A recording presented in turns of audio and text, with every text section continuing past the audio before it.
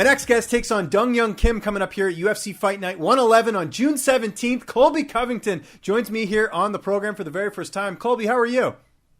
I'm doing good, man. Thanks for having me, James. No problem, and thanks for joining me. I got to mention to my audience that you're actually in a Whole Foods right now trying to get some Wi-Fi to do this interview, so it's very much appreciated. Oh, yeah. Much love, guys. I appreciate it. No problem. And first question, we just had the UFC Athlete Retreat this past weekend. Did you manage to go to that? And if so, did you have a good time? No, I didn't end up going just because, I'm leaving to Singapore next weekend. So I just didn't want to miss 4 days of training and then have to travel to Vegas. I'm about to fly all the way around the world. So, I was saving my travel for Singapore. Are you kind of bummed out the UFC didn't do like a backup retreat for like those who couldn't have attended? Like I talked to Chris Camozzi and he's kind of annoyed that he didn't get to go to the retreat. Yeah, for sure. They should like reschedule one like every semester or something, every couple months. But it's unfair for the guys that have fights coming up soon, Yeah, absolutely. Did your teammates fill you in? Because obviously you train an American Top Team, so no shortage of fighters attending the retreat from your team.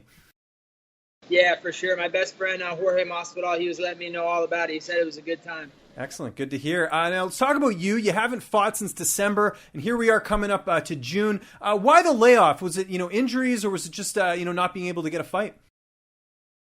It was a combination of both. I had an injury. I injured my knee before my last fight, and I kind of had to attend to that for a couple months. But, I was healthy and ready to go in February, but the biggest thing was no one wanted to fight me. Sean Shelby was trying to find fights with anybody in the rankings, and literally no one would fight at 1 to 15. So, it was tough. Everybody was turning me down. Sean Shelby said I was the most ducked fighter, so, it was hard. I'm just thankful that Dong Hyun Kim stepped up to the challenge. Were you kind of surprised to see this happen in the UFC? Because I know in the regional scene, oftentimes you'll get guys that don't want to fight. That's understandable. But in the UFC, were you surprised that so many opponents didn't want to fight you?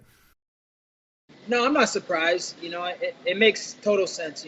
I'm a tough matchup for anybody, for Tyron Woodley, for Robbie Lawler, any of those guys. The pace that I put on guys, my wrestling pedigree, and my ever-improving striking stand-up game that's being involved at American Top Team, I'm a complete fighter, and there's not a well-rounded fighter in the world like me. So, I know I'm a tough matchup every time out for anybody in the world, and, I'm not surprised at all.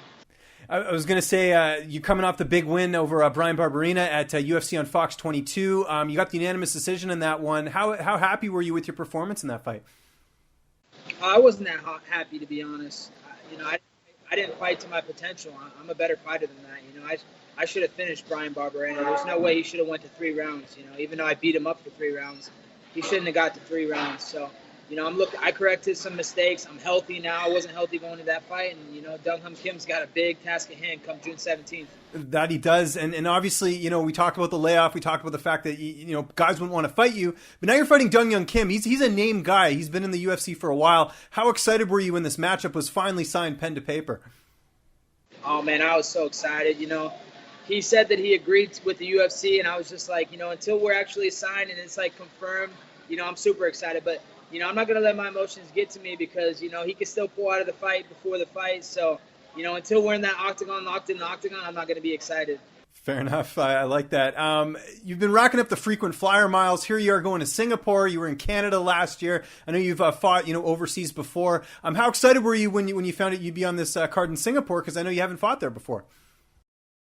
Yeah, I was stoked. I have a lot of fans in Asia and over there in that region of the world. So, it's cool. I get to keep building my brand overseas. And, I feel like I'm going to be an international superstar before I become an American superstar. So it's cool with me.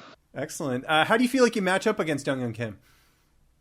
I feel like I match up very well.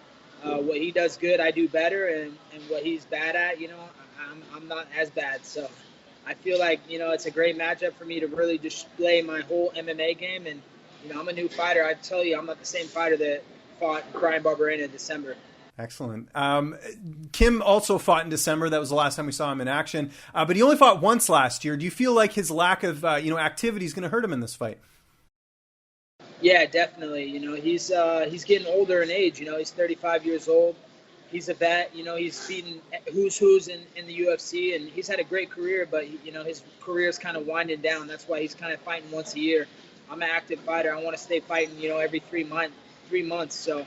I'm training hard, and I live this lifestyle year-round. So, definitely that one fight last year is going to hurt him because he's not going to feel a pace in a fight that I put on guys. Love it. If we named off all your training partners at American Top Team, we'd be here all weekend. But you mentioned Jorge Masvidal. Have you gotten much training with him? I know he had the fight recently. I know he's probably taken some time off. But was he sort of one of your main guys that you normally spar with?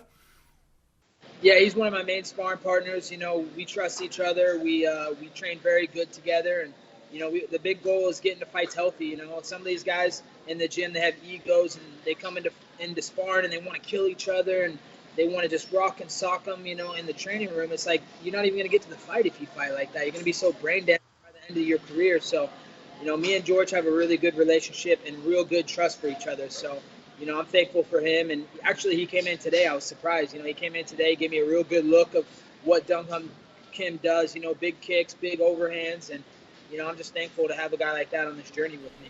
Is there anyone else that's sort of your go-to training partner at American Top Team along with Jorge Masvidal? Yeah, a guy named Steve Montgomery. Oh, of course. Creepy Weasel. Yeah, Creepy Weasel, yep. So, yeah, he's one of my main training partners. Can't thank that guy enough. He gives me a good look, just like Dong Hyun Kim, big, tall, lanky guy. So, you know, I'm real thankful for the American Top Team and the training partners there. Now, this fight's on June 17th. As far as the weight cut, because you're going to be traveling overseas and there's going to be a time change and all that, have you kind of mapped that out as far as, you know, getting down to 170? Because, you know, there's different food over there. There's, you know, different time difference. Like, have you kind of figured that all out yet? I haven't figured it all out, but I definitely been thinking about it. It's on my mind. I know the long flight to Singapore, it's like 24 hours on the airplane. So, yeah.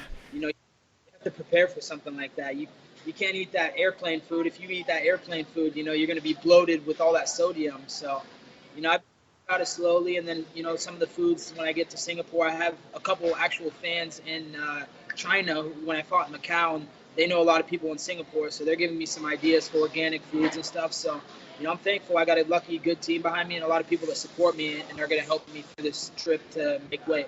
That's so cool. So you actually have fans in Asia that are helping you figure this out as far as the food thing. That's awesome. Yeah, I got a couple fans, like 5 fans that are actually going to fly from Macau and Hong Kong to Singapore to watch me fight. So, you know, they've been big fans ever since my UFC debut about 3 years ago in Macau. So it's nice that I have some Asian fans over there.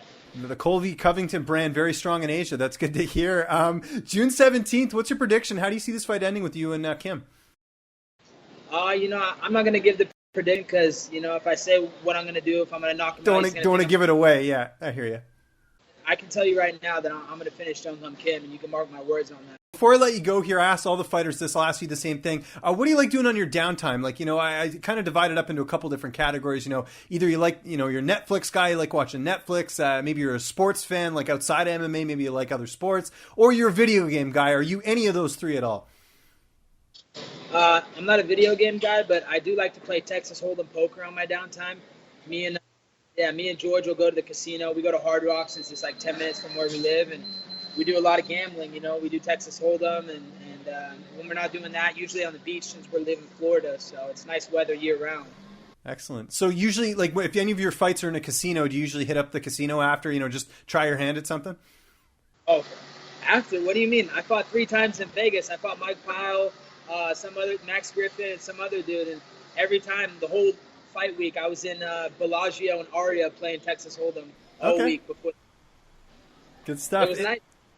It kills time, and like you're so hungry and thirsty, but you're playing poker and you can play for like 6 hours and you won't even realize 6 hours went by. And it's nice because it makes the weight cut easy.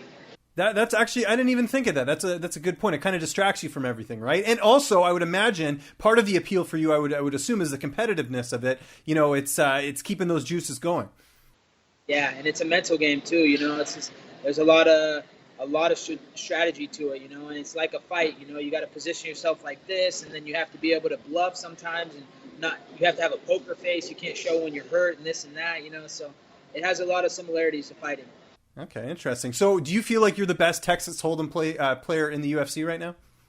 Oh, no doubt about it. No one's even on my level. I think I played the highest stakes, the biggest tournaments, and probably made the most money playing that game.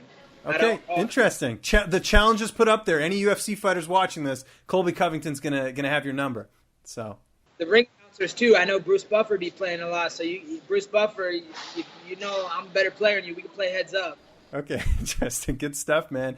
Everyone's got to check it out. UFC Fight Night 111 coming up here on June 17th. Colby, this is a lot of fun, man. Thank you so much for joining me here on the program. Where can people find you on social media? And if you got any thank yous, shout outs, sponsors, anything like that, man, the floor is yours. All right, thanks, man. If you guys want to follow me on my journey, check me out. My social media for Instagram and Twitter is at Colby Cov MMA, and then my Facebook is Colby Covington. And I just want to say big thanks to my sponsor, My Lee Restaurant out of St. Louis, Missouri, and Dan Lambert, my manager at American Top Team, and American Top Team for everything they do. And thanks so much, James, for having me on the show. I really enjoyed it.